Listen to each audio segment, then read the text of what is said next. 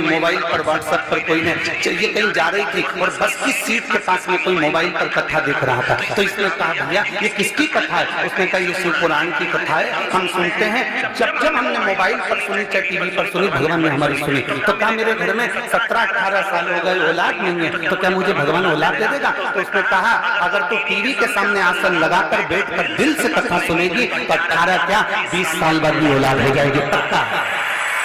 और उसको 18 साल के बाद में औलाद हुई। कहीं बैठी हो 17-18 साल के बाद में औलाद हुई, हम पत्र ढूंढेंगे उससे अच्छा। अगर कहीं बैठी हो तो हाथ हिला सकते, 17 साल के बाद 18 साल के बाद उसको औलाद हुई। अगर कहीं बैठी हो तो हाथ हिला सकते हो। और बच्चों को अगर लेकर आई हो तो यहाँ ला सकती हो, उसका पत्र हम ढूंढेंगे, टाइम लगेगा। शिव कथा कहते हैं, शिव महापुराण की कथा कह रहे हैं, शिव तत्व कह रहा है। आपका भरोसा, आपकी दृढ़ता, आपका विश्वास,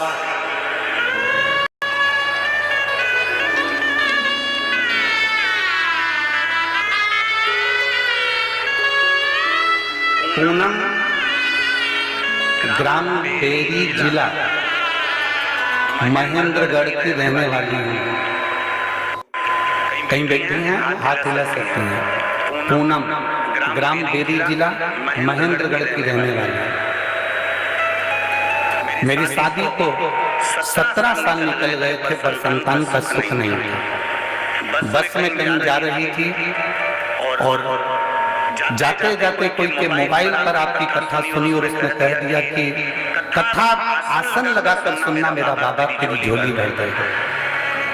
बाबा की मैं क्या गुणगान करूं, और ऐसी कृपा भोलेनाथ ने कर दी कि मेरे मामा की बेटी ने भी मुझे उस कथा के बारे में बताया और मैंने कथा सुनना प्रारंभ करी। और बाबा की कृपा से 2-3 महीने तो मैंने सफेद आंकड़े की जड़ का प्रयोग करा, नहीं हुआ। 4 महीने करा, 5 महीने करा, महीने भी पीछा नहीं छोड़ा। क्योंकि आप कहते हो ना कि भगवान को पकड़ कर रखना, अगर तुम्हारी भक्ति पक्की है तो वो देगा जरूर। 9 महीने तक मैं सफेद आंकड़े की जड़ का प्रयोग करती रही, तब मेरा गर्भ ठहरा और बाबा की कृपा से 17 साल के बाद मुझे पुत्र रखने की प्राप्ति हुई, मुझे बेटा हुआ है 17 साल से। कहीं बेटी हो तो हाथी ला सकते हैं। 17 वर्ष के बाद शिव तत्व की प्राप्ति।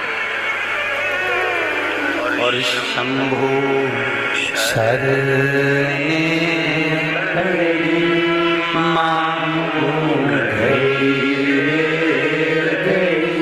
ऐसी दया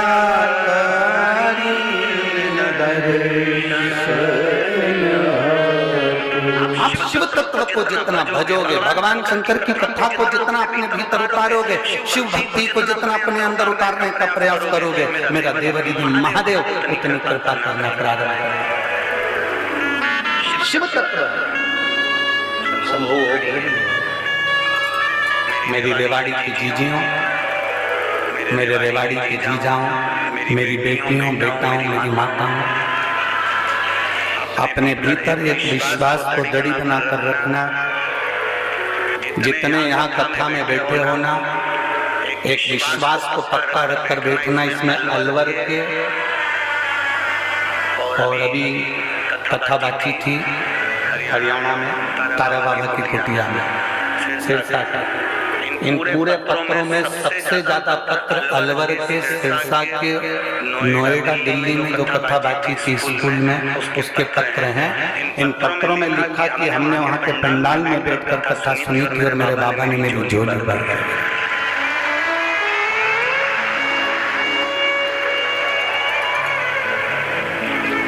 कितना विश्वास लेकर लोग कथा में आते होंगे।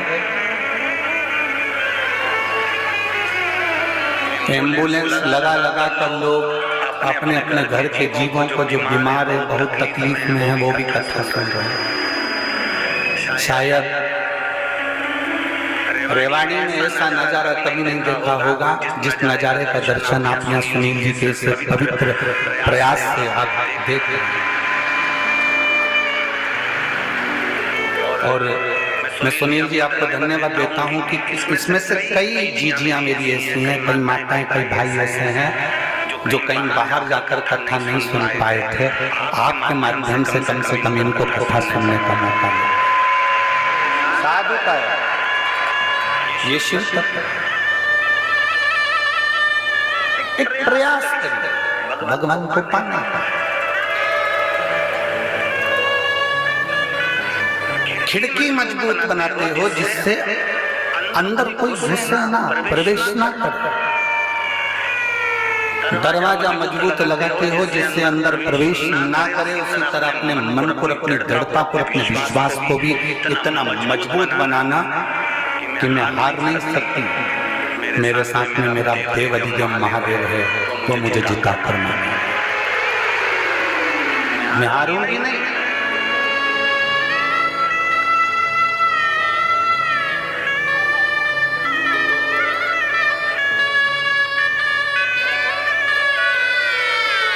वो एक लाइन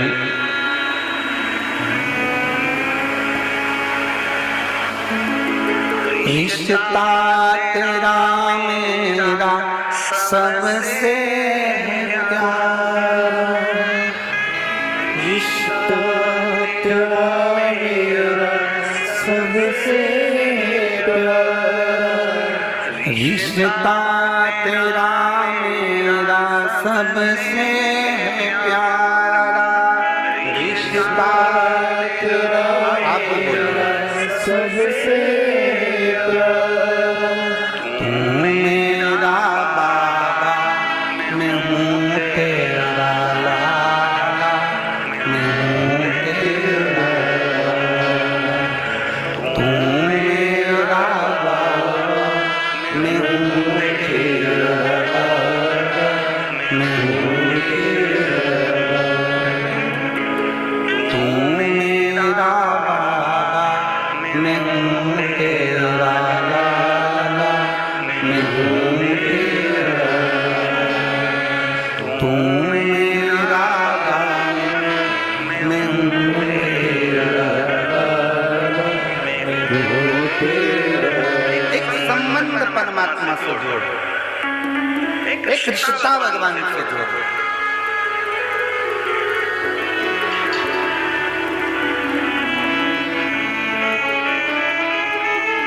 इन पत्र में एक पत्र एक बहन ने लिखा है, जिसमें उसने लिखा कि मैं इतनी कर्जे में डूब गई, इतनी कर्जे में डूब गई कि ना मेरे पास खाने को था, ना पहनने को,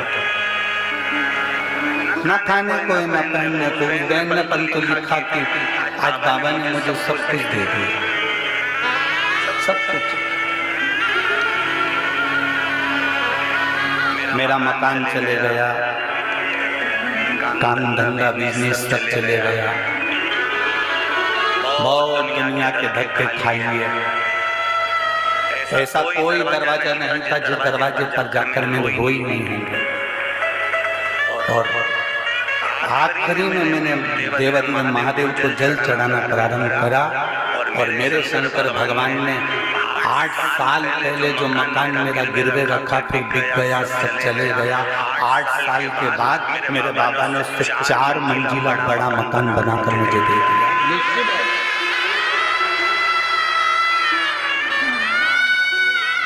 उसने अपने मकान का फोटो तक लगा।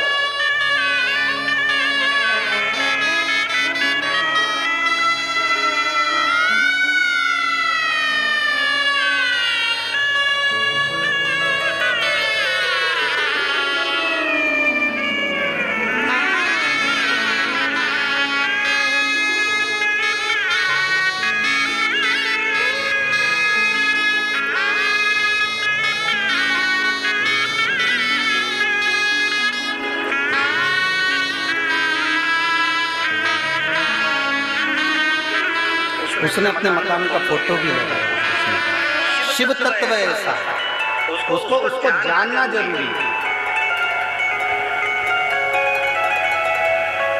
दक्ष प्रजापति नहीं जाना था भगवान शंकर को। दक्ष प्रजापति के मन में तो शंकर जी के प्रति बैर भरा हुआ था। कारण एक बेटी रति कामदेव के साथ रिहाई थी।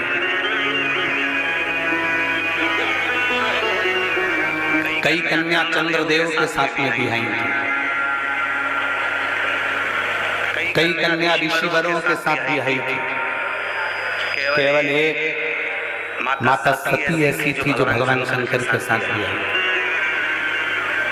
कामदेव के यहाँ रहने के लिए सुंदर भवन था, ऋषियों के यहाँ रहने के लिए सुंदर भवन था, चंद्रदेव के यहाँ रहने के लिए सुंदर भवन था, पर सती जहाँ रह रही थी वो सुंदर भवन नहीं था। कैलाश पर्वत वो सुंदर भवन नहीं है, कैलाश पर्वत एकदम खुला विराम।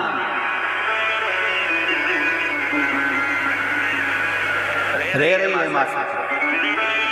दक्ष प्रजापति के मन में बहुत भेद उत्पन्न हो गया। और भेद क्या था? दक्ष प्रजापति ने चंद्रदेव को काया का रोग होने का श्राप दे दिया था कि चंद्र मैं तुझे श्राप देता हूं कि तुझे काया का रोग होगा। चंद्र को काया का रोग हो गया, उसकी काया क्षीण होने लगी, गिरने लगी, टपकने लगी।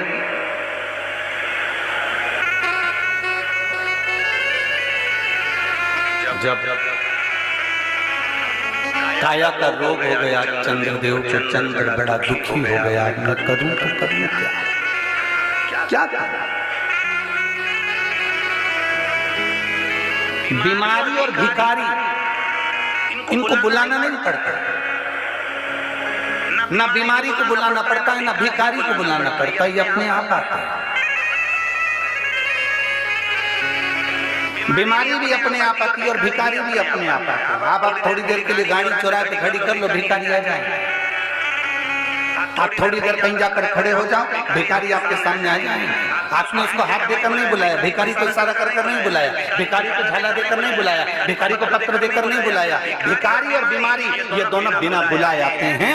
बीमारी को भी बुलाया नहीं जाता कि मेरा सिर दुखना, मेरा पेट दुखना, मेरा हाथ पैर दुखना, ये बीमारी को बुलाया नहीं जाता।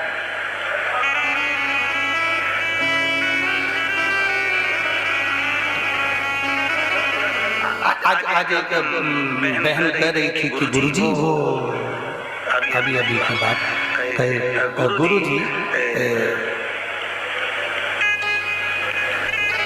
सिर की गोली अलग होती है, पेट दुखने की गोली अलग होती है, पेट दुखने की गोली अलग होती है, थायराइड की गोली अलग होती है, बीपी शुगर की गोली अलग होती है, और आप तो कहते हैं सारी समस्या का हल एक लोटा है। सबकी गोली अलग है और आपने एक ही गोली कर दी। तो हमने उससे कहा देखो, पहले पूर्व समय का अंदाजा लगा कर बैठिए। पुराने समय में घुटने के डॉक्टर अलग नहीं होते थे, फेफड़े के डॉक्टर अलग नहीं होते थे, आंख के डॉक्टर अलग नहीं होते थे, सिर के डॉक्टर अलग नहीं होते थे। गांव में शहर में एक डॉक्टर होता था, वो एक हॉस्पिटल में एक डॉक्टर रहता था और वो एक डॉक्टर सारी रोग का इलाज कर देता था। उसी तरह से मेरे शंकर महामृत्युंजय कहलाते हैं, और सारा रोग का एक बार अकाल मृत्यु वो मरे जो काम करे चंडाल का, काल उसका क्या बिगाड़े जो भक्त हो महाकाल का। जो शंकर की आराधना करने वाला, शिव की स्तुति करने वाला, शंकर का अनुमोदन करने वाला, शिव स्मरण में डूबने वाला, उसका इलाज मेरा भोलेनाथ जानकर कर देता है।